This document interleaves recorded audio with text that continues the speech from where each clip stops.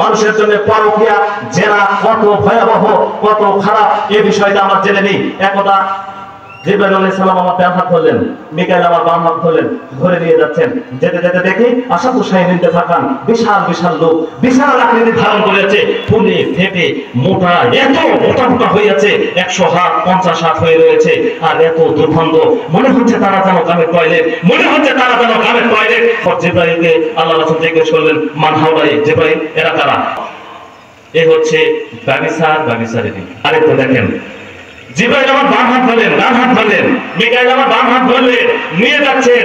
যেতে যেতে দেখি একটা গর্ত। কোন গর্ত? তন্দুরি রুটি চুলার মতো।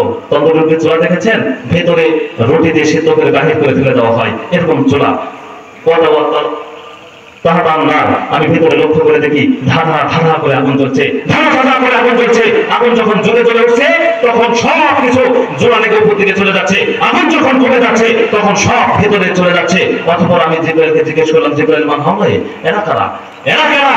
তখন সে বলছে এরা হচ্ছে ব্যভিচারিণী। আর ওই চুলার ভিতর যারা যাচ্ছে, রাসূল সাল্লাল্লাহু আলাইহি সাল্লাম বলেছেন, ফিহা রাজুলু নিসাউ পুরাতুন, একজন নারী এবং পুরুষ উলঙ্গ অবস্থায় এইভাবে চুলা লেগে রয়েছে। যখন এই ধাঁধা করে আগুন জ্বলছে তখন তার উপর দিকে চলে যাচ্ছে। যখনই আগুন কমে যাচ্ছে তখন ওই চুলার ভিতর চলে যাচ্ছে। তখন আল্লাহ রাসূল জিজ্ঞেস করছেন, মান হাওলাই, এরা কারা? তখন হচ্ছে আল্লাহ নবীকে তখন জিবরাইল বলছে, এরা হচ্ছে ব্যভিচারিণী।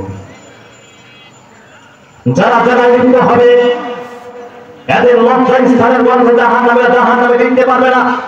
যারা জেনায় লিপ্ত হবে, যাদের ঘরে স্ত্রী থাকা সত্ত্বেও অন্যের ঘরের স্ত্রীর সাথে, অন্যের ঘরের স্বামীর সাথে যারা জেনায় লিপ্ত হয়, এদের লজ্জা স্থানের গন্ধে জাহান্নামে লিখতে পারবে না।